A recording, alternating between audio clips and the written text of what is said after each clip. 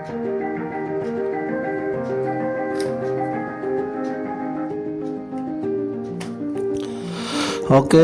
assalamualaikum warahmatullahi wabarakatuh. Salam sejahtera buat seluruh sahabat apa Fakih tercinta di manapun Anda berada. Jumpa kembali dengan kami Abu Amar Fakih Channel di sini ya. Kita sekarang sedang berada di Surabaya, persisnya di daerah Wiyung ya. Ya, daerah Wiyung. Kita berada di daerah Wiyung. Kita ini mau jalan-jalan. Nah, kita mau jalan-jalan menempuh perjalanan dari Wiyung ke Gresik ya, persisnya ke desa kami. Nah, desa kami, desa Abu Amar Fakih Channel ini yakni di desa Sekar Gadung, Dukun Gresik. Kurang lebih 2 jam perjalanan ya dari wilayah Wiyung Surabaya ini ya. Wilayah Wiyung. Oke sahabat Abu Amar Fakih tercinta, ini masih berada di perkampungan, masih berada di lokasi kampung gitu ya, lokasi kampung di Babat Karangan ya, wilayah Wiyung. Oke sahabat Abu Amar Fakih, pastikan sebelum menonton video kami, kita jalankan kewajiban kita kepada Allah Subhanahu wa Ta'ala. Kita sholat 5 waktu dan jangan lupa ngaji, karena itu penting ya. Waktu itu berjalan terus, detik demi detik, jam demi jam, hari demi hari. Kalau kita tidak telaten, kalau kita tidak semacam telaten tadilah ya, untuk melatih diri terutama di amalan-amalan kita, terutama sholat 5 waktu itu mutlak, ditambahi amalan-amalan soleh yang lain yang besar pahalanya adalah ngaji, dari mulai membaca Al-Quran, mempelajari Al-Quran ya, mengkaji ya isi dan kandungan-kandungan Al-Quran, dan kemudian melaksanakan atau mengamalkannya. Tentu dimulai dari ngaji, yaitu membaca Al-Quran terlebih dahulu, karena membacanya sendiri itu benar-benar sebuah amal soleh yang pahalanya luar biasa, sangat besar sekali di sisi Allah. Oke sahabat Abu Amar Fakih, ini kita sudah keluar ke jalan raya. Ini mohon maaf sekali, kamera kami di luar kontrol kami ya. Arah kamera kami kebetulan agak ndangak ya, agak serong ke atas jadi tidak bisa meliput suasana jalanan secara sempurna karena agak ndangak ke atas. Nah ini sudah mulai kita betulkan ya, maksudnya sudah mulai bisa meliput suasana jalan. Ini suasana jalan menuju ke arah kampus UNESA ya. Ini suasana jalan ya menuju ke arah kampus UNESA ya. Kampus UNESA, di sini ada kampus besar sekali, UNESA ya. Kita biasa ya dari arah saudara atau ibu kami tinggal di Wiyung ya, kita biasa lewat ya rute daerah sini ya, daerah kampus UNESA sini. Ini rute yang biasa kami lewati karena kami anggap lebih dekat gitu. Rute ini kami anggap lebih dekat, lebih singkat gitu loh ya, tidak memakan waktu yang lama untuk sampai ke Gresik, ke Sekar Gadung Dukun Gresik sana. Kadang kami juga melewati rute yang lain ya, kita lewat sana, kita lewat Menganti sana, pasar Menganti, kemudian Bobo, kemudian Cermai, kemudian kita lewat kawasan Bunter atau Suci sana. Itu juga bisa, tapi kita anggap lebih lama ya. Nah, kita lewat UNESA sini nih, nanti kita akan sampai di Sukomanunggal gitu. kita akan keluar ke jalan raya Sukomanunggal. Ini nanti melewati perumahan-perumahan. Oke sahabat Abu Ammar Fakih, bersama menikmati sepanjang perjalanan ya, mengeksplor pemandangan ya, pemandangan jalan raya terutama dari arah Wiyung menuju ke Sekar Gadung Dukun Gresik yang memakan waktu kurang lebih ya, kalau dibuat tayangan normal kurang lebih 2 jam. Nah ini tayangan ini kita percepat gitu sehingga hanya memakan waktu 1 jam gitu. Sambil ngobrol tentunya ya sahabat Abu Ammar Fakih semua dimanapun Anda berada. Tentu obrolan yang disampaikan oleh Abu Ammar Fakih lebih cenderung ke arah agama ya, ke arah basic agama gitu, karena memang apa yang dirasa, apa yang dipikirkan oleh Abu Ammar Fakih dalam pikirannya, dalam hatinya itu dominan agama, basic lebih kuatnya itu agama, tidak terlalu memiliki wawasan lain, tidak kuat gitu ya, yang lebih kuat wawasannya itu di bidang agama gitu. Walaupun begitu tetap Abu Ammar Fakih ini merasa diri yang sangat lemah, yang sangat bodoh ya, mengetahui agama tapi mengetahui secara awam, secara terbatas, bukan sebagaimana pengetahuannya para ulama-ulama, bukan. Jadi pengetahuan Abu Ammar Fakih tentu pengetahuan yang lemah, yang sangat terbatas. Namun begitu, pengetahuan tersebutlah yang ada di hatinya Abu Ammar Fakih yang nanti dia akan bawa ke hadapan Allah, yang akan dia pertanggungjawabkan di hadapan Allah, sehingga apapun yang keluar dari penyampaian Abu Ammar Fakih itu murni keluar dari lubuk hati, murni keluar dari dasar hati, dari kedalaman hati, dari kemampuan, keterbatasan kemampuan berpikirnya, dan memang itu nanti yang dibawa ke hadapan Allah. Kalaupun ada kebenaran, maka yang terpuji adalah Allah.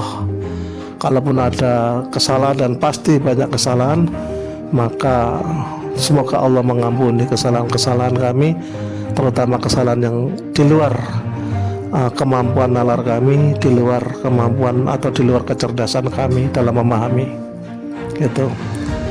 Tapi bagi Abu Ammar Fakih pribadi, seluruh pemahaman agama Abu Ammar Fakih itu, bagi Abu Ammar Fakih siap Abu Ammar Fakih pertanggungjawabkan di hadapan Allah, karena pembelajaran yang dilakukan itu pembelajaran yang pembelajaran yang memang bersungguh-sungguh untuk paham, dan memang tentu ada keterbatasan gitu. Jadi posisi pemahaman yang ada itu pemahaman ya yang siap oleh Abu Ammar Fakih, siap dipertanggungjawabkan nanti kelak di hadapan Allah Subhanahu wa Ta'ala.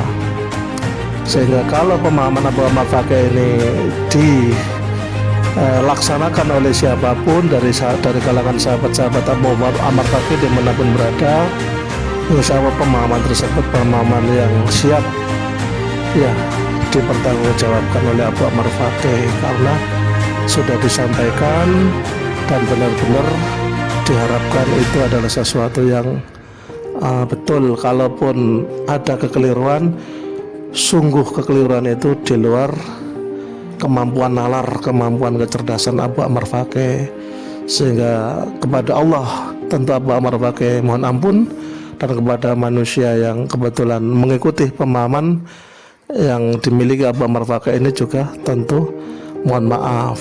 Tapi mari kita tidak taklid, mari kita menggunakan kemampuan akal kita untuk bersama-sama mengadakan tabayun atau sama-sama menganalisa gitu seluruh argumen-argumen pembicaraan-pembicaraan yang Abu Ammar Fakih sampaikan.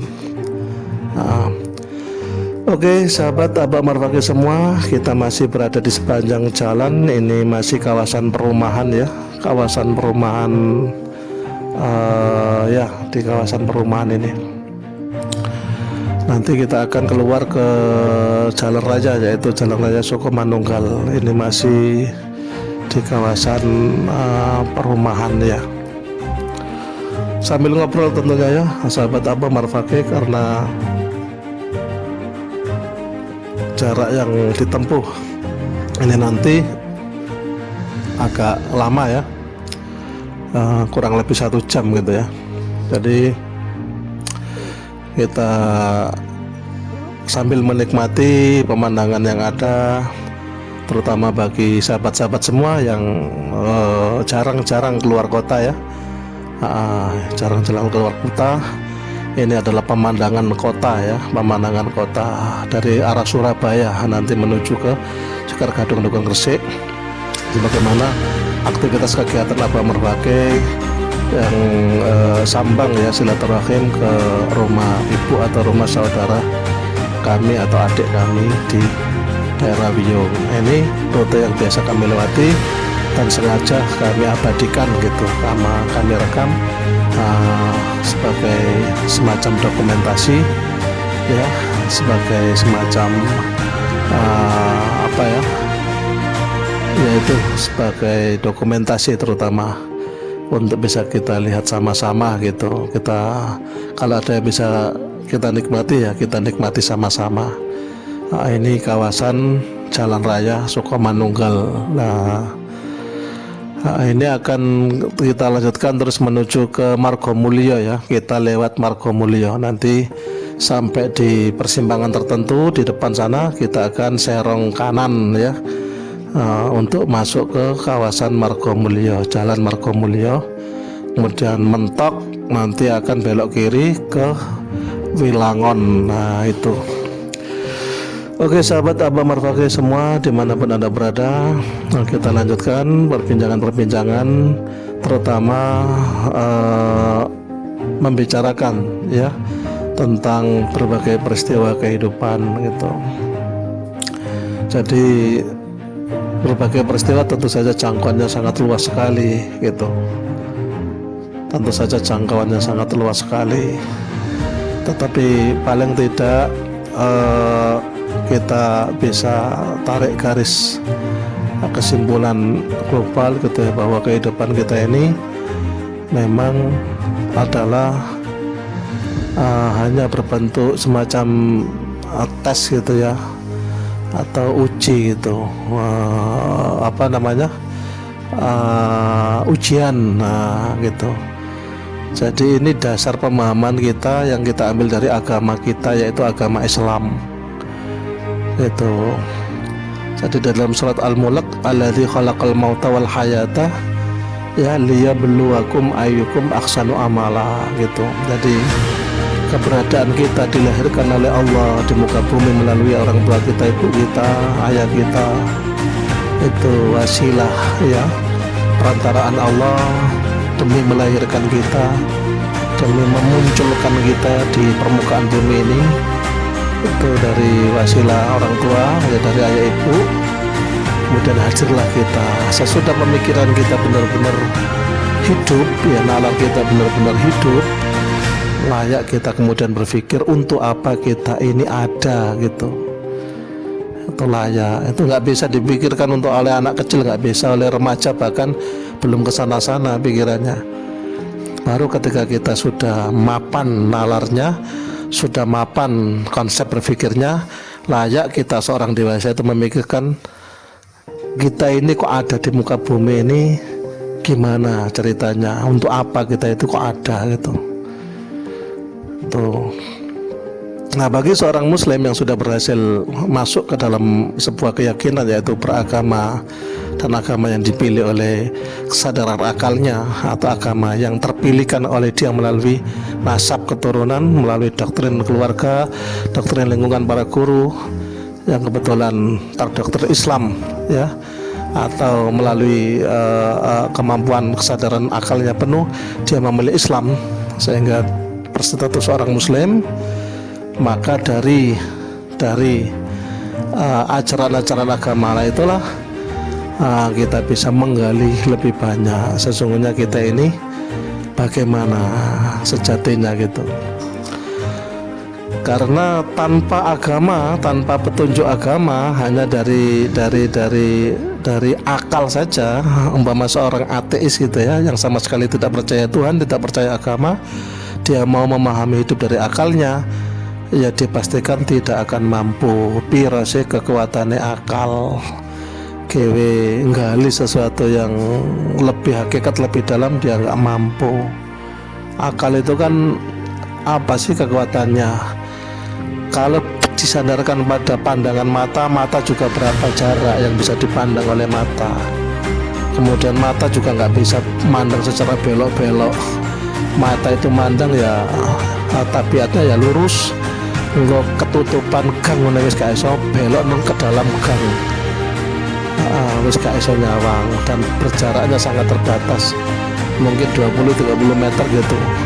Jarak 1 kilo ya sudah melip, nggak bisa dilihat, dan itu keterbatasan memandang. Mendengar juga sama, dan semua itu menjadi unsur-unsur akal gitu ya, dari memandang, dari mendengar dan lain-lain itu sangat terbatas sekali. Piro sih kemampuannya akal, apatah lagi dibuat untuk memikirkan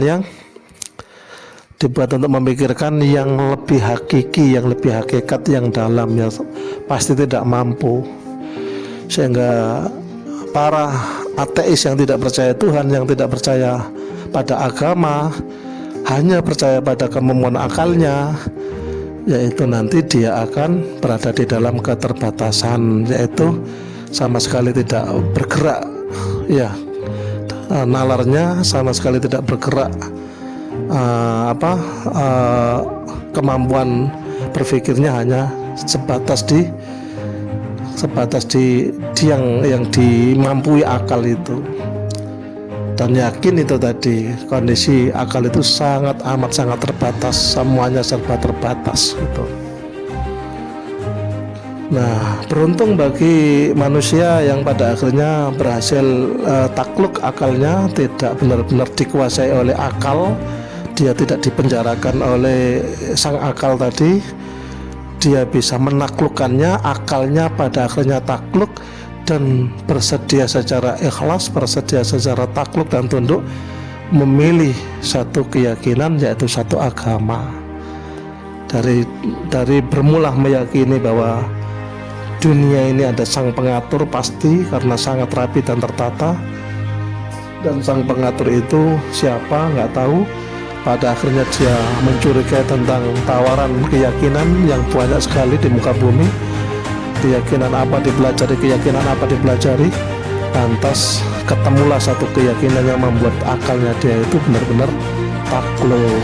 Nah, sebagian telah menemukan agama Islam menjadi agama yang telah menaklukkan akalnya, sehingga dengan kesadaran penuh akalnya takluk dan bersedia memeluk agama Islam, ya bersedia memeluk agama Islam, mempercayai bahwa Al-Quran itu adalah firman Tuhan, dan pembawanya dulu yaitu Muhammad Nabi adalah benar-benar seorang Nabi utusan Tuhan.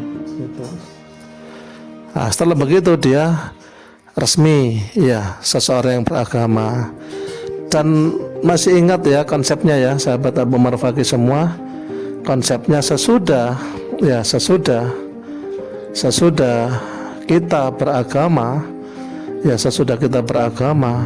itu akal kita berada di balik, ya di belakang agama gitu, yang kemudian memiliki tugas mengawal ajaran agama tersebut, agama Islam ya, mengawal secara penuh. Oke sahabat Abu Marfaqi, mohon maaf tadi kita menyampaikan kita akan mengambil rute dari Wiyung menuju ke Ngersik, ambil jalan Margomulyo. Mohon maaf sekali ya, kita tidak jadi ke Margomulyo, kita ambil jalan menuju ke arah Benowo ya. Ini jalan menuju ke arah Benowo ya. Ini masih ada pembangunan yang belum selesai ya, yaitu yang semula berbentuk kali ya, drainase kali itu mau dijadikan jalan ya. Nah ini ada box-cover berjejer di sepanjang jalan yang sudah sebagiannya dipasang ya oleh alat berat ini. Ini kawasan menuju Terminal Benowo sampai ketemu nanti di Cerme ya. Rencananya kita ini akan lewat kawasan Bunder atau Suci ya. Oke. Ini jarang-jarang lewat sini, jadi kebetulan ini kita abadikan dan bisa kita lihat semacam pemandangannya ya. Bagi Anda yang tidak pernah lewat sini, nah ini bisa kita lihat sama-sama dan bisa kita pantau ya. Kita sama-sama pantau suasana di jalan raya dari Sukomanunggal awal kita keluar tadi sampai ini jalan menuju Terminal Benowo ya.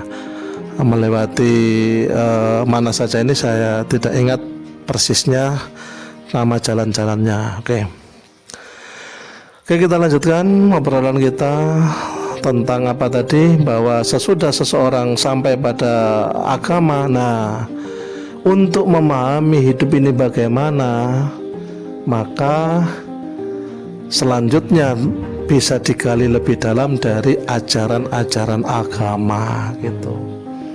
Jadi ajaran-ajaran agama yang dia pilih itulah yang menentukan ya bagaimana dia nanti hidup. Kalau seorang memilih agama yang tepat ya, kalau seorang memiliki agama yang benar-benar agama yang benar ya, pasti nanti jalan hidupnya akan menjadi jalan yang benar. Tapi awas, jangan sampai agama yang kita pilih melalui kemampuan berpikir kita, melalui kemampuan analisa, kemampuan akal kita, jangan sampai kita ya salah pilih, jangan sampai ya salah pilih agama, jangan sampai. Berarti berat dong untuk benar-benar sampai pada keputusan memilih. Tentu saja harus melalui pemikiran yang dalam, tidak sembarangan. Karena agama yang benar-benar kita yakini sebagai agama yang benar, yang kemudian kita pilih sebagai agama kita, itu penentu arah hidup kita selanjutnya. Jadi tentu bukan sesuatu yang sederhana. Ya, saran Abu Ammar Fakih buat sahabat semua, ya, untuk kita sampai pada satu pilihan agama, maka benar-benar harus diadakan semacam itu tadi, penganalisaan pemikiran yang dalam ya, dipikir berulang-ulang sampai benar-benar akal ya yang kita miliki ini benar-benar takluk gitu. Nah, bagi kami, bagi Abu Ammar Fakih kebetulan ya, bagi Abu Ammar Fakih kebetulan yang membuat takluk pemikiran akalnya Abu Ammar Fakih ini adalah ya agama Islam. Apa yang membuat takluk? Ya Al-Quran, ayat-ayat Al-Quran. Apanya yang membuat takluk akal kita, akal Abu Ammar Fakih? Yaitu banyak sekali sekarang terungkap ya, melalui penemuan teknologi canggih ya, melalui sains ya, bahwa apa yang disebut oleh ayat-ayat Al-Quran itu, bahkan penyebutannya sudah lama sekali, 1400 tahun yang lalu, oleh sang pembawanya, yaitu sang Nabi, sang utusan Nabi Muhammad SAW. Nah, kok sebagian besar, maksudnya yang sudah terteliti ya, yang sudah ditemukan dari teknologi canggih ya, yang sudah benar-benar muncul semacam faktanya ya, fakta resminya melalui penelitian atau apapun ya, itu kok klop gitu ya dengan apa yang disebutkan di Al-Quran gitu. Dan itu banyak sekali bisa kita pelajari sendiri satu demi satu, apa saja penemuan sains, apa saja fakta-fakta modern ya yang muncul di era modern ini, yang ternyata itu klop loh, kok sesuai gak niat kok otak-atik matuk, enggak, tapi benar-benar ada fakta, ya ada peristiwa yang muncul di era modern ini yang benar-benar terjadi dan ternyata ada tertulis di ayat tersebut 1400 tahun yang lalu. Kesesuaian ini benar-benar sama sekali, baik ada yang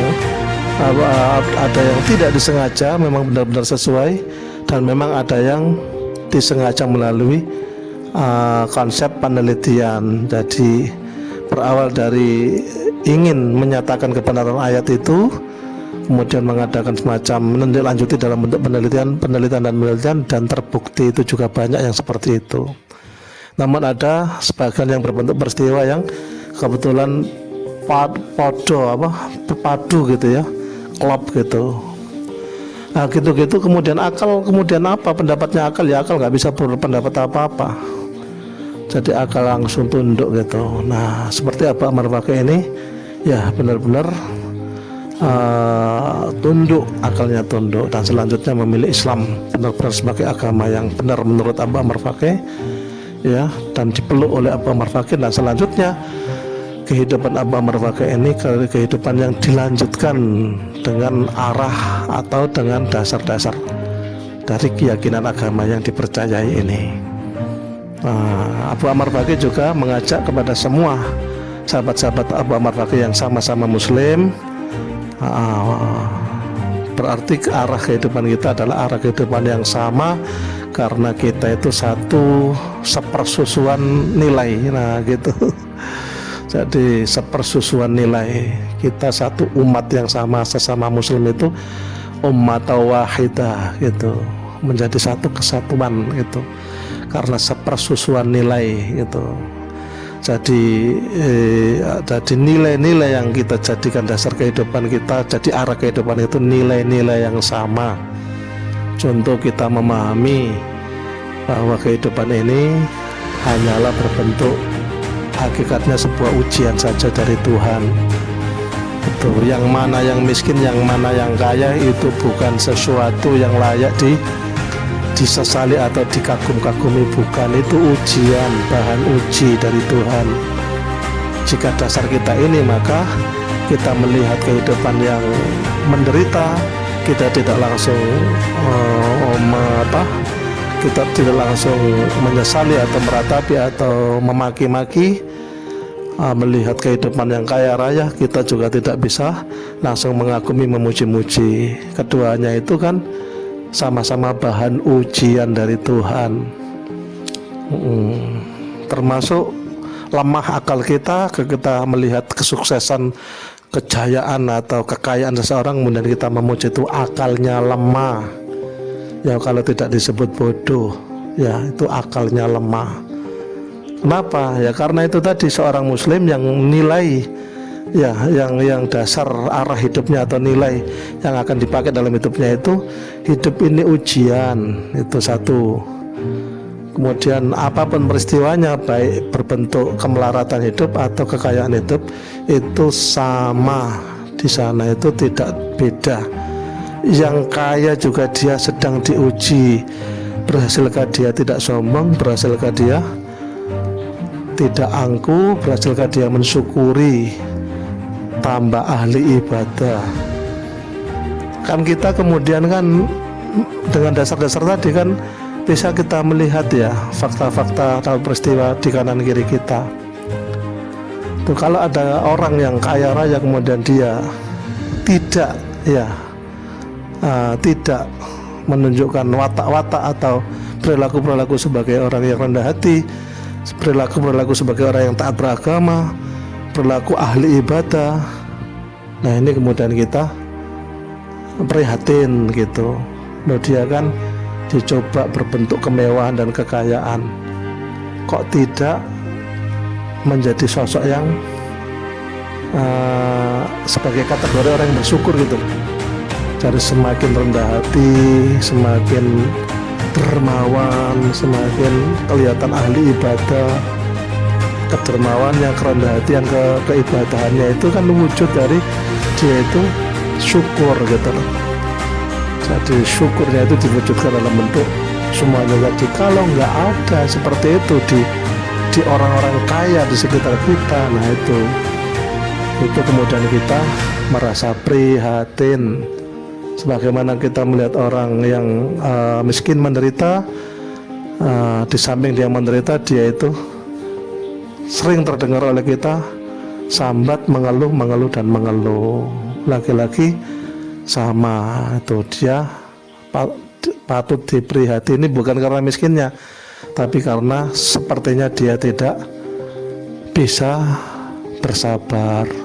Jadi ujian kemiskinan yang dia terima itu dia tidak lolos gitu. Sepertinya dia tidak sabar. Buktinya dia banyak mengeluh, dia banyak sambat gitu-gitu itu. Bentuk kesabaran itu kan ketenangan batin ya, ridho terhadap apa yang ada, sehingga nggak mungkin seorang yang disebut sabar itu muncul keluhan-keluhan ya, sambat walaupun sak kecap, itu nggak mungkin, mustahil. Terus bagi mereka yang didatangi cobaan dalam hidup berbentuk sakit atau kemelaratan hidup, kemudian muncul semacam keluhan atau sambat ya, itu sebagai ciri ya, sebagai ciri bahwa belum tertanam kesabaran, keridhaan dalam hatinya terhadap apa yang menimpa dia sebagai ujian tadi. Mungkin nggak tahu kapan dia bisa ridho, tapi ketika dia menyampaikan keluhan atau sambat walaupun sak kecap, itu sudah ciri bahwa saat itu dia tidak lulus diuji, baik kemelaratan ataupun sakit yang mendera ataupun apa itu ya. Yang teruji maksudnya yang lolos kan yang riyullah, yang hatinya ikhlas, yang kemudian benar-benar no problem, tidak apa-apa, ditimpa ini ditimpa itu, no problem itu. Dia hanya minta ampunan Allah nanti ketika dunia ini sudah berakhir, nyawa dia dicabut oleh Allah dan dia menghadap Allah terhadap semua penderitaan hidupnya, terhadap semua hal yang menimpa dia berbentuk kemelaratan, sakit dan apapun itu. Dia hanya meminta agar nanti Allah mengampuni seluruh dosa-dosanya, sehingga dia sak kecap saja dia enggak sambat, sak kecap saja dia enggak mengeluh menghadapi apapun yang dia rasa berat dalam hidup itu. Nah, itu sabar, itu lolos. Orang seperti ini lolos gitu. Jadi ketemu dengan siapa dia tetap tersenyum, dia tetap tenang, semelarat apapun kehidupannya, sekeras apapun cobaan yang sedang menimpa dan menekan batinnya, itu dia tidak kehilangan senyumnya, dia tidak kehilangan ketenangannya itu. Karena itu tadi dia merasa no problem, ini semua datang dari Allah, dan kelak ketika saya meninggal dan bertemu Allah, saya ingin Allah mengampuni saya, dan sekarang semuanya hal yang menimpa ini sudahlah, kita akan hadapi dengan lapang dada gitu. Ini wujud-wujud kesabaran ya. Ya, ini wujud-wujud atau perasaan sabar itu bentuknya seperti tadi itu. Rela menerima apa yang ada, tidak mengeluh walaupun sak kecap, nggak sambat belas walaupun sak kecap, dan benar-benar mengharap ampunan Allah, akhirat itu abadi, itu yang nanti dia ingin mengharap ampunan Allah. Sekalian dalam ajaran agama ada pemahaman bahwa ada beberapa dosa kita itu ya yang tidak bisa, yang maksudnya belum diampuni oleh Allah kecuali dengan didatangkan semacam ujian berbentuk apa gitu yang menuntut kesabaran, ataupun tentang kenaikan derajat gitu. Derajat seseorang ada yang hanya bisa naik dengan didatangi ujian yang menuntut kesabaran. Jika dia sabar, derajatnya naik itu.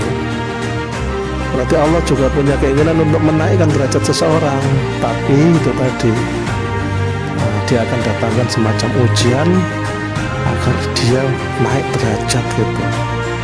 Nah, kalau dia sabar, kalau dia lolos diuji, benar-benar Allah akan meninggikan derajat orang itu. bisa diketahui di dunia, lebih-lebih nanti di akhirat akan terbukti orang ini akan memiliki derajat yang tinggi sekali karena pas diuji dulu di dunia dia lolos. Oke sahabat Abang Marfaqih, ini sudah kita berada di menuju ke arah Bunter ini ya. Ini masih ada rel kereta api, ada kereta api yang lewat, jadi kita harus antri ya. Ini macet sebentar karena kita berhadapan di lokasi rel, ada kereta api yang lewat ini. Ini sudah di area Cermen ya. Kita sudah berada di area Cermen. Oke sahabat Abang Marfaqih semua, jadi kembali ke tema kita ngobrol ya, menikmati, memantau suasana jalan ya, menikmati dan memantau suasana jalan dari Biyong Surabaya itu saja sampai ke Dukun Gresik. Nah, ke Sekar Gadung Dukun Gresik. Ini kita sudah mulai lancar lagi perjalanan. Silakan kita nikmati perjalanan ini. Kita sama-sama pantau suasananya ini dari arah Cerme ya, menuju ke Bunter. Dari arah Cerme menuju ke Bunter. Oke, kembali apa yang kita bicarakan tadi terkait dengan dasar kehidupan ya. Kalau kita sudah punya agama, maka dasar-dasar kehidupan kita itu kita ambil dari agama, keyakinan kita. Bagi yang beragama non-muslim sama ya, prinsip ini berlaku general umum. Yang beragama Kristen, beragama Katolik, beragama Hindu, Buddha, beragama Konghucu dan lain-lain ya, plus beragama Islam tadi ya. Ingat bahwa dasar-dasar hidup kita pada akhirnya kita akan gali, kita akan belanja, kita akan kulaan dasar-dasar hidup, yaitu tiada lain dari keyakinan ya kita atau agama kita. Kita beragama apa? Yaitulah dasar-dasar kehidupan yang akan kita jalani ya. Terutama Abu Amr Faqih ini sebagai seorang muslim yang beragama Islam, tentu dasar-dasar kehidupan sebagai arah hidup itu diambil dari apa yang diajarkan di dalam agama Islam. Begitupun muslim se-Indonesia, muslim sedunia. Jadi arah kehidupannya itu diambil dari ajaran-ajaran agamanya, karena memang itu yang diyakini dalam hatinya sebagai yang dianut ya, sebagai yang dianut gitu. Nah, itu tadi. Jadi apa sih hidup ini? Hidup ini berbentuk ujian, jadi tes gitu ya. Siapa yang mengtes itu?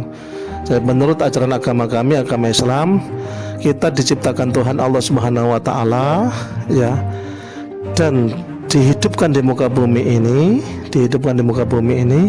untuk diuji, liyabluwakum ayyukum ahsanu amala gitu. Ada ayat ya, yang menyebutkan bahwa benar-benar kita itu sedang dites gitu, yang mana di antara kita yang memiliki perbuatan yang lebih baik dan mana yang lebih baik lagi gitu. Nah, itu jadi kalaupun diberikan kondisi kehidupan yang kaya raya, bagaimana menjadi seorang kaya raya yang baik gitu.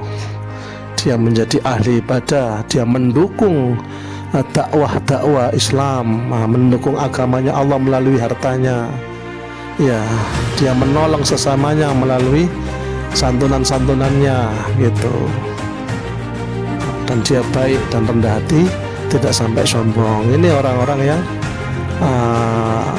dicoba hidup melalui cobaan kemewahan, kesuksesan hidup, tapi dia kuat dasar agamanya dan dia tetap mengambil arah hidupnya melalui dasar agama. Jadi seorang yang kaya raya ya, dalam sebuah komunitas, dalam sebuah desa, itu dia dalam agama itu mendapat semacam itu tadi tugas gitu. Apa tugasnya? Yaitu tadi dalam sebuah kawasan desa itu ya, tentu di sana pasti ada sebagian warga yang membutuhkan uluran tangan, bantuan dan lain-lain. Itu yang mampu, yang dikaruniai kelebihan rezeki oleh Allah. Nah, wujud syukurnya itu dia dermawan, dia diminta liyabluwakum ayyukum ahsanu amala, memiliki amal terbaik.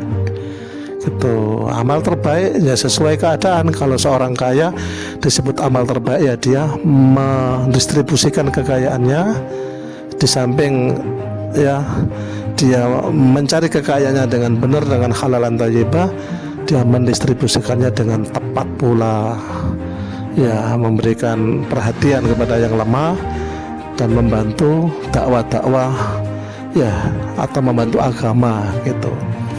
Ada masjid yang dibangun, nah orang kaya ini memiliki tanggung jawab moral lebih ya daripada yang lain gitu. Jadi mirip-mirip gitulah ya, ada musola dibangun, lembaga pendidikan dibangun gitu. Itu yang punya tuntutan tanggung jawab moral lebih. Kita melihat gitu-gitu itu yaitu orang yang berada, yaitu orang kaya. Itu kalaupun tidak didatangi panitia pembangunannya, paling enggak karena dia hidup di kawasan tersebut, dialah yang datangi ya, dialah yang tertuntut secara moral untuk mendatangi panitia pembangunan, dan tentu saja sebagaimana yang kekayaan yang dia miliki, dia akan ambil sebagian kekayaannya untuk mendukung ya agama, mendukung pembangunan masjid, musola atau lembaga pendidikan. Itu baru dia masuk kategori seorang yang liyabluwakum ayyukum ahsanu amala. Ahsanu amala sesuai dengan situasinya. Ahsanu amalanya bagi seorang yang sengsara, seorang yang berada hidup di bawah garis kemiskinan, apa ahsanu amalanya? Ya, yang dianggap akhlak terbaik adalah sabar. Ya, sabar itu bisa berwujud tetap tenang ya, tetap tenang, tidak mengeluh ya, tetap berusaha semampunya, tidak mengeluh, tidak sampai putus asa ya. Jadi ada semacam senyum yang selalu tetap tersirat, ya ada senyum yang selalu tetap tersirat di wajahnya, walaupun peri kehidupannya benar-benar berat, berada di bawah garis kemiskinan dan lain-lain. Itu ayyukum ahsanu amala, tuntutan dari Allah agar seorang memiliki akhlak terbaik itu sebagaimana situasinya yang dihadapi. Jadi kalau dia menghadapi semacam kondisi kemelaratan hidup, ya itu yang dituntut perbuatan terbaik dalam kondisi seperti itu adalah jadilah pribadi yang tenang, tetap tenang, sabar, dan tidak menjadi pribadi yang putus asa atau suka mengeluh, suka sambat, tidak. Itu. Oke sahabat Ammar Fakih, ini kita sudah masuk ke wilayah mana ini ya, wilayah suci ya. Ya, kita masuk ke wilayah suci ya, Gresik, Manyar Gresik ya. Nanti kita akan keluar ke wilayah Tenger dan kita akan melintas di depan pabrik mie sedap menuju ke arah barat. Nah, ini masih di wilayah suci. Nah, itu jadi dasar-dasar hidup ya manusia, terutama yang sudah berhasil memeluk suatu agama, maka dasar-dasar hidupnya jelas diambil dari ajaran-ajaran agamanya. Gitu. Kalau orang tidak berhasil memeluk agama, dasar-dasar hidupnya tentu diambil dari sekedar akal atau logikanya semata, dan itu tentu kita percaya, kita pahami sangat amat terbatas ya, dangkal ya. Ya, akal itu sebetulnya untuk bisa memahami hal yang hakikat dia itu bisa dikatakan tidak mampu. Akal tidak mampu gitu, lemah lah pokoknya akal itu. Jadi untuk dibuat patokan untuk memahami arah hidup itu dia tidak berdaya gitu, akal itu nggak akan berdaya gitu. Nah, beruntung bagi manusia yang berhasil memeluk suatu agama, ya agama Islam ke agama Kristen, agama Katolik, agama Hindu, Buddha, agama Konghucu, itu manusia-manusia beruntung ya, karena untuk menentukan suatu arah kehidupan dia akan sangat mudah sekali, yaitu dia akan langsung mengambil dari ajaran-ajaran agama yang diyakini. Terutama Abu Ammar Al-Faqih ini mengambil dari ajaran-ajaran agama Islam, bahwa hidup ini ujian. Nah itu poinnya itu didapat dari ajaran agama. Hidup ini ujian. Alladzi khalaqal mauta wal hayata liyabluwakum ayyukum ahsanu amala wa huwal azizul ghafur. Liyabluwakum ayyukum ahsanu amala, gitu. Jadi dites yang mana yang memiliki ya amal perbuatan yang terbaik gitu. Sesudah meninggal baru selesailah uji coba atau tes sejauh mana kemampuan seseorang di dalam berbuat gitu. Pas meninggal itu selesai sudah.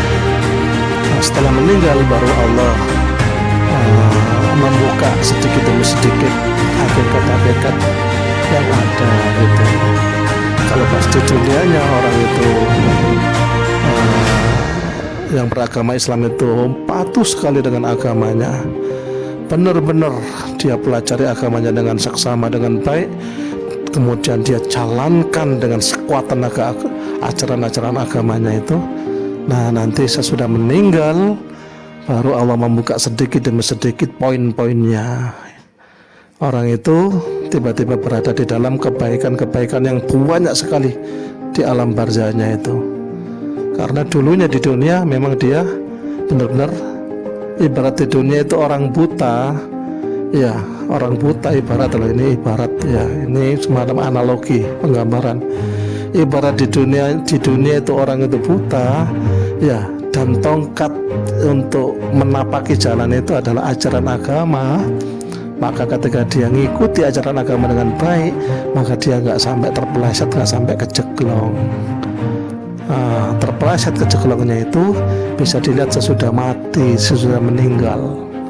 Nah yang dulu di dunia itu sami'na wa ata'na, dia mempelajari dan mengetahui ajaran agama dengan baik, kemudian dia melaksanakan juga dengan baik, taat gitu loh. Nah pas dia sesudah meninggal itu Allah membuka step by step, ya sedikit demi sedikit hakikat poin-poinnya. Dulu ada ajaran agama begini, dulu ajaran agama begini, itu poinnya ini, poinnya ini, poinnya ini dibuka semua, dan benar-benar seseorang yang taat beragama ketika masih hidup ini, ketika pas meninggalnya itu benar-benar dia didatangi sebuah kebaikan-kebaikan. Kalau bahasa diistilahkan nikmat kubur, ya. Diistilahkan ada nikmat kubur, ya, dia akan didatangi kenikmatan yang luar biasa di dalam kubur itu. Hasil daripada dulu dia benar-benar maksimal, ya, bersedia mempelajari ya agamanya, detail-detail ajaran agamanya. Kemudian dengan dia berazam, dia akan mentaati seluruhnya. Kalau ada ajaran agama tidak boleh melakukan suap, dia benar-benar antipati, tidak akan melakukan suap. Kalau ada ajaran agama tidak boleh melakukan riba, dia pelajari detail-detail dan apa itu riba, kemudian dia sudah paham, kemudian dia jauhi betul, tidak melakukan riba, gitu-gitu itu. Nah sesudah meninggal kan baru Allah mendatangkan semacam hakikatnya, atau kalau istilah umumnya ya pahalanya, balasannya gitu. Itu istilah umumnya gitu. Itu contoh ya, contoh-contoh ya. Jadi ajaran agama itu dipahami, disinauni, dipelajari pelan-pelan segala detail-detailnya, karena benar-benar butuh dipelajari. Kalau nggak paham, kalau nggak paham nggak bisa, nggak ada konsep untuk melakukan apa, nggak ada. Tiba-tiba dia melakukan yang dilarang agama karena dia nggak paham, nggak mempelajari agama, itu sebuah kekonyolan juga. Jadi orang beragama terus dia tidak mempelajari detail-detail ajaran agamanya secara baik, lantas dia melakukan sesuatu yang ternyata itu dilarang oleh agama. Nah, ini kan kekonyolan, itu konyol gitu. Kamu agamanya apa? Islam. Kamu tahu nggak suap itu dilarang? Loh, suap itu apa? Nah, suap saja nggak tahu definisinya. Kamu agamamu apa? Islam. Kamu tahu nggak riba itu dilarang? Loh, riba itu apa? Loh, kau dipelajari atau mempelajari terus keliru pemahaman gitu-gitu, itu juga tidak sedikit. Mencoba mempelajari terus ternyata dia keliru memahami gitu. Jadi seni gitu ya orang beragama itu. Jadi dia harus bersedia mempelajari agamanya, detail-detail ajarannya dengan baik untuk sesuatu hal. Kemudian sesudah berusaha memahami, ada yang berhasil memahami, ada yang masih keliru paham. Itu juga banyak kasusnya. Keliru guru-guru, keliru guru dan lain-lain, sampai ada yang keliru ke kelompok yang sesat gitu, kayak yang disebut apa, radikal, dikit-dikit perang, dikit-dikit ngebom gitu-gitu. Itu dianggap itu tadi keliru paham gitu. Itu sudah mau mempelajari agama tapi pas di proses mempelajarinya kadang terjadi error gitu, itu keliru paham dan lain-lain. Jadi seni ya, beragama itu pada akhirnya seni gitu. Kalau kita beragama terus tidak mempelajari agama kita, detail-detail ajaran agama kita keliru. Kita mempelajari kemudian tidak menggunakan kaidah-kaidah yang tepat, maksudnya asal, sehingga resikonya kita banyak yang kita salah paham pada ajaran-ajaran agama kita sendiri, itu juga keliru. Nah, ini seninya banyak beragama itu. Nah, yang paling ideal, yang paling tepat adalah kita pelajari ajaran agama kita melalui tokoh atau ulama yang kita percaya, yang terpercaya, maksudnya ulama yang terpercaya secara umum ya, maksudnya secara halayak gitu. Seperti kalau dalam Islam itu ada mazhab-mazhab yang sudah diterima secara Muslim sedunia gitu, kayak mazhab Imam Syafi'i, Imam Maliki, Imam Hanafi, Imam Hambali gitu-gitu. Itu mazhab besar yang poin-poin ajaran poin-poin detail-detail ajaran agama Islam yang disampaikan oleh mazhab tersebut ya bisa dilaksanakan gitu. Nah, tidak membuat mazhab sendiri. Gitu-gitu. Jadi mempelajari agama itu seni ya, ada semacam ada semacam nilai seninya gitu. Jadi yang mempelajari sampai benar-benar tahu, sampai benar-benar bisa diamalkan, itu ya seni gitu. Jadi harus bersabar dan harus tetap di atas jalan yang benar, yaitu tidak sembarangan dan tidak asal gitu. Makanya jauh-jauh hari Nabi Muhammad sendiri dalam Islam itu sudah menegaskan, mengantisipasi orang belajar agama itu jangan sampai asal, sehingga nanti dapat semacam pemahaman-pemahaman yang benar-benar sesat atau melenceng. Jadi yang menjadi dasar utama ya orang mempelajari agama Islam itu adalah dua. Jadi Nabi Muhammad menyebutkan bahwa umatnya itu dikasih peninggalan dua. Kalau orang berpedoman pada dua ini, insya Allah tidak akan tersesat gitu, tidak akan dapat pemahaman yang tidak benar dalam beragama Islam. Apa dasarnya itu? Dasarnya adalah Al-Quran ya dan Sunnah gitu. Dua pegangan ini, Al-Quran dan Sunnah. Nah, ini juga ada kaidah-kaidah khusus lagi ya, tidak sembarangan kita kemudian langsung membuka Al-Quran terus kita secara keterbatasan ilmu kita sembarangan menerjemahkan atau mengambil makna seenaknya, ya nggak bisa gitu juga gitu. Jadi Al-Quran itu ataupun hadis ya, itu juga kita harus belajarnya itu dari orang-orang yang sudah faqih atau orang-orang yang sudah benar-benar mahir di dalam ilmu Al-Quran itu. Yaitu siapa lagi kalau bukan para ulama gitu, alim ulama gitu. Dan tentu bagi seorang muslim sudah sangat familiar dan sangat paham ya siapa alim ulama yang benar-benar bisa dipercaya gitu. Nah, gitu itu. Jadi di dalam agama Islam ya dasarnya Al-Quran Sunnah, ya Al-Quran dan Sunnah ini ya domain atau wilayah para ulama tentunya ya, domain atau wilayah para ulama, dan ulama-ulama yang benar-benar ya, yang benar-benar ulama ahli akhirat ya.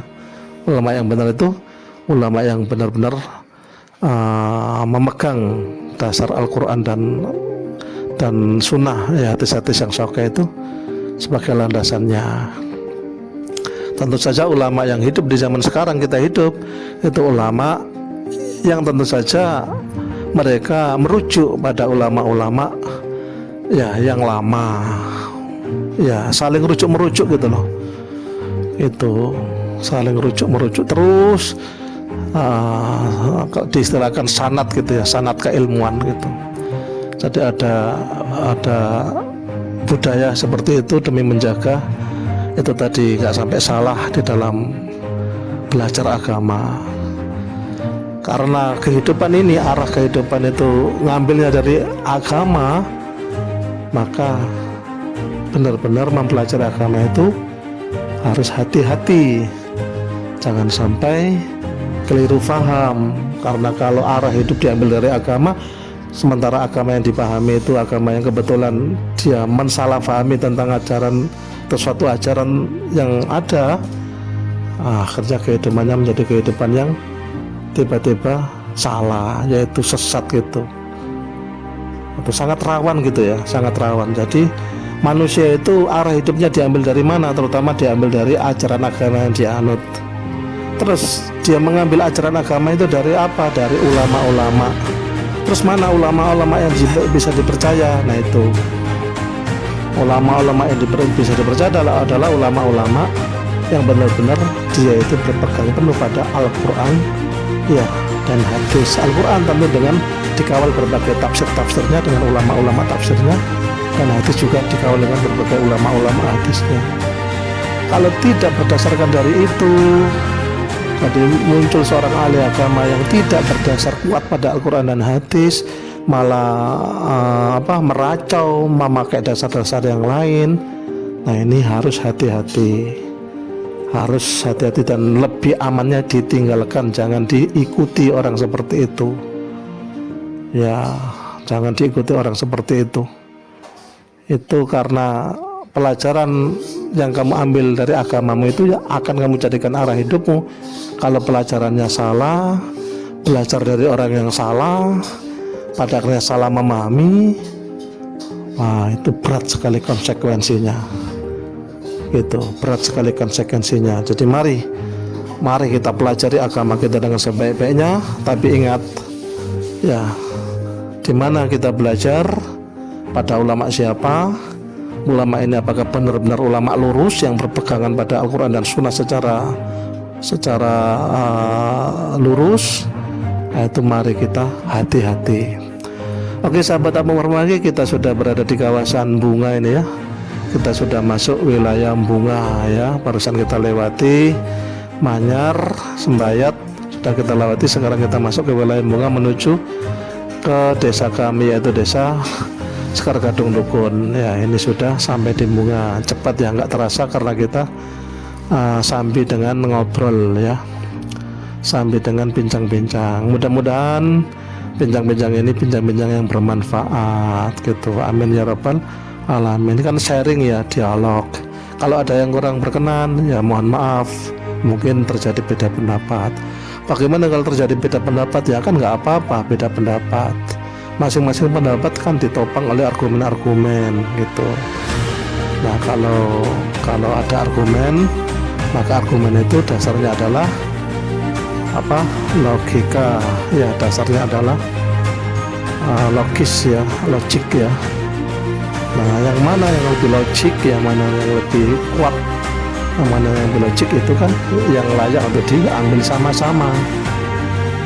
Karena bisa jadi kawan kita itu yang lebih logik daripada kita, atau sebaliknya kita yang lebih logik daripada kawan kita ketika sama-sama berpendapat memberi argumen itu idealnya berdialog ya, sharing ya, tukar pendapat gitu. Anggap saja ini sharing tukar pendapat gitu. Jika pendapat-pendapatnya Pak Marfaqih ini menemukan logikanya dirasa lebih logik ya, monggo bisa kita pakai sama-sama. Dan apapun yang disampaikan oleh Pak Marfaqih tentu dari keterbatasan ilmunya, keterbatasan yang berpikirnya gitu. Tetapi walaupun begitu, seluruh yang disampaikan oleh Pak Marfaqih itu siap dipertanggungjawabkan Abu Marfaqih, terutama di hadapan Allah Subhanahu wa Ta'ala kelak gitu ya, sebagai satu ya ilmu ya, kalaupun oleh Allah dianggap benar, terpujilah Allah Subhanahu wa Ta'ala yang maha memberi hidayah, petunjuk. Tapi kalau pemikiran Abu Marfaqih kelak di hadapan Allah itu pemikiran yang kurang benar, keliru, maka ya Allah ampunilah kami, ampunilah kami, ampunilah kami, betapa kami ini benar-benar lemah dan bodoh gitu. Oke. Begini sudah masuk wilayah Bunga dan menuju ke kawasan Dukun ya. Sebentar lagi kita akan sampai di lokasi rumah kami di Desa Sekar Gadung, Dukun Gresik. Nah, kita lanjutkan ya sedikit lagi tentang pembicaraan tadi. Kita sebut beruntung ya orang yang sudah memeluk agama, karena apa yang menjadikan arah hidup dia tentu saja belanja kulaan dari ajaran-ajaran agama. Bahwa hidup ini adalah ujian, itu dari agama, itu bukan dari logika atau akal biasa, itu dari agama, dari istilah ajaran agama. Hidup ini ujian loh. Hati-hati hidup ini ujian. Sing barengi suki hati-hati. Hati-hati aja sampai tinggi hati, aja sampai ngeremeh-ngeremeh wong. Kemudian ono berbagai pembangunan agama, membangun masjid, membangun musola, membangun lembaga pendidikan, membangun fasilitas-fasilitas umum, aja sampai gak elok bantu. Itu karena harta itu kalau sudah berlebih, itu salah cara bersyukurnya itu ya begitu, bantu sana sini, menyantuni sana sini gitu. Itu memahami hidup itu ujian. Atau yang belum dapat peri kehidupan yang mapan, itu ujian loh, hati-hati aja sampai sambat.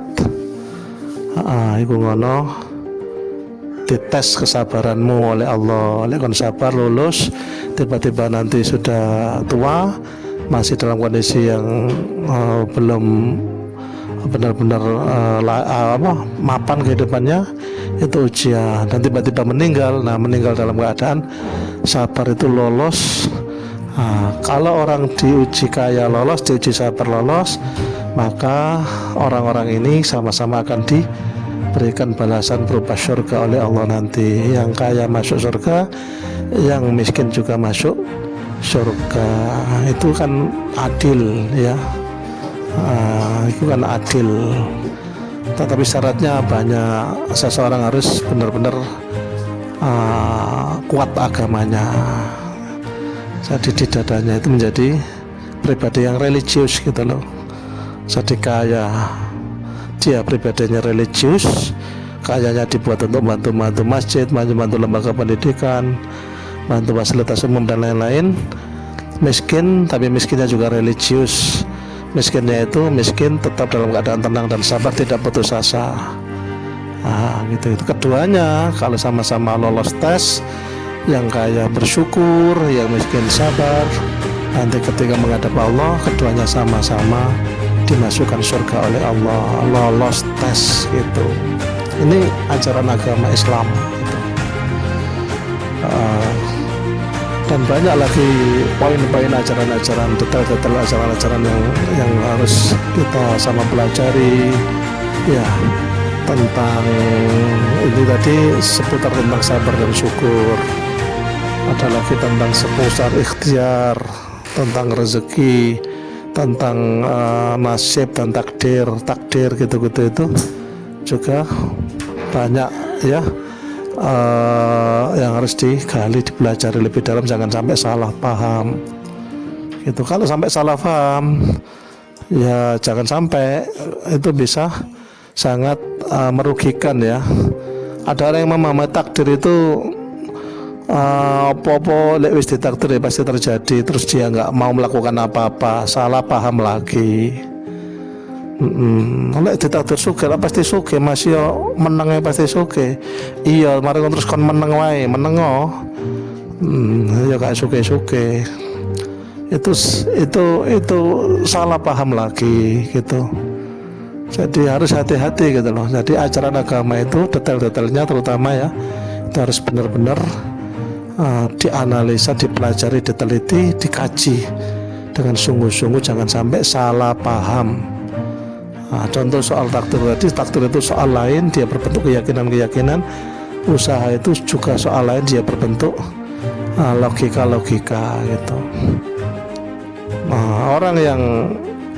Orang untuk bekerja itu kan mutlak ya, hal yang logis, yang paling logika adalah orang sehat ya bekerja, cari usaha atau apalah gitu demi mendapatkan sesuatu penghasilan gitu. Logikanya apa? Bekerja.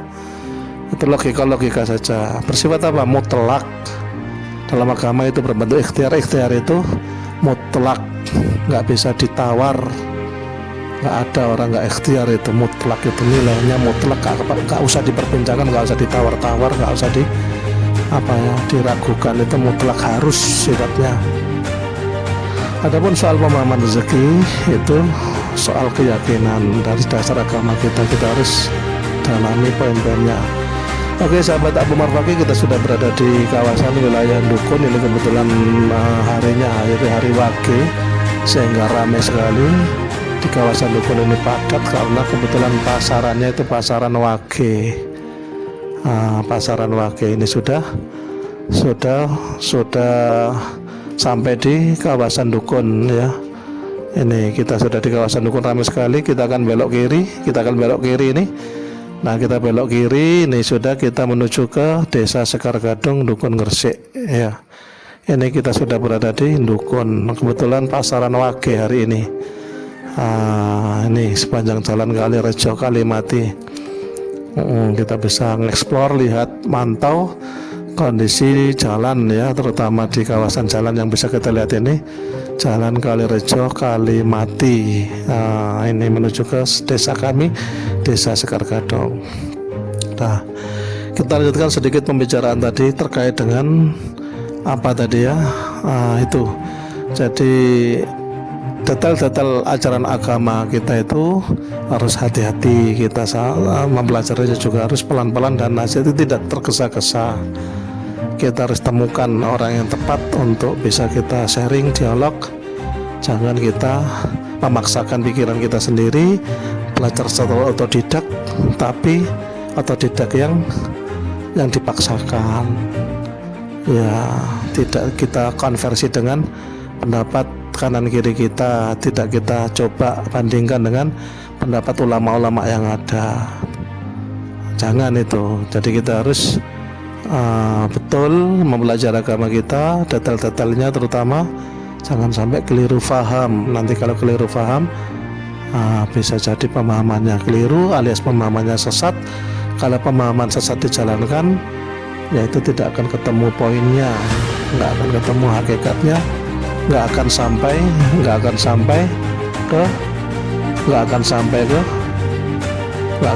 ke tujuannya, karena yang difahami tadi tidak yang sebenarnya, alias salah alias sesat tadi.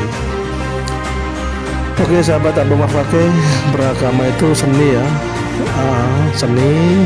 Orang beragama Islam tapi tidak memperdalam agamanya, tidak mencoba belajar agamanya melalui, kalau sekarang kan dibuka oleh Allah secara terbuka untuk ilmu agama ya.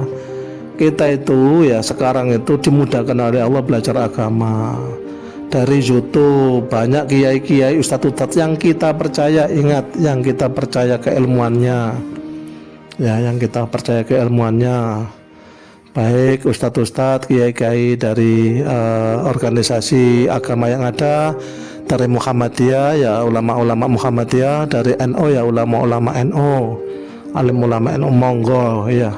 Itu sekarang di HP ya, itu bisa diinceng alias dicoba cari wawasan agamanya. Tentu saja berguru atau mendengarkan ulama-ulama yang kita percaya keilmuannya tidak asal, karena di dunia medsos baik YouTube dan lain-lain itu juga banyak ya yang mengklaim diri sebagai pendakwah, tapi dia tidak dasar-dasar agama yang disampaikan itu banyak yang tidak tepat gitu, dan itu kasihan pada kita yang polos ya. Nah, itu nanti bisa kita tersesat. Jadi mending kita kalau nggak tahu siapa yang harus kita ikuti, kita tanya ya. Kalau kita buka YouTube, buka medsos, itu siapa yang layak untuk kita buka, kita ikuti. Tanya siapa ya kanan kiri kita itu ya, tokoh-tokoh agama di kampung kita itu, tanya dia merekom siapa, ustadz siapa gitu. Itu jadi harus hati-hati mendengarkan bahasan agama, juga harus hati-hati cari siapa dulu, jangan asal ya. Orangnya harus jelas riwayat pendidikannya, kalau dia mondok jelas mondoknya dari guru siapa, kalau dia baca kitab apa yang dijadikan dasarnya, gitu-gitu itu. Jadi memang kita belajar tapi tidak asal gitu loh, karena hati-hati. Agama itu harus kita pelajari secara hati-hati sekali. Kalau sekali terpeleset, hidup kita terpeleset, jalan hidup kita menjadi sesat gitu. Oke, demikian Abu Omar Fakih, sahabat Abu Omar Fakih semua. Demikian sekilas pembicaraan, mudah-mudahan bermanfaat, mudah-mudahan bermanfaat. Kalau ada yang kurang berkenan, Abu Omar Fakih mohon maaf ya. Kebenaran hanya milik Allah, kesalahan tentu milik Abu Omar Fakih. Demikian, sampai jumpa di lain kesempatan. Ya, mudah-mudahan sahabat Abu Omar Fakih sehat semuanya. Wassalamualaikum warahmatullahi wabarakatuh.